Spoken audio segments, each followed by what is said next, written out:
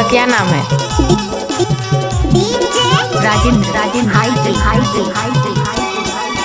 जिला डिंडोरी समनापुर मोर थाना तोर माया मामे होगे हो दीवाना।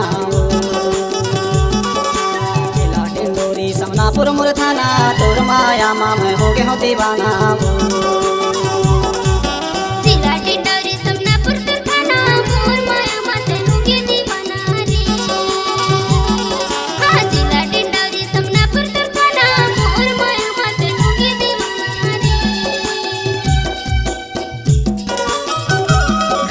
पानी वाले mix by DJ Rajendra Kumar.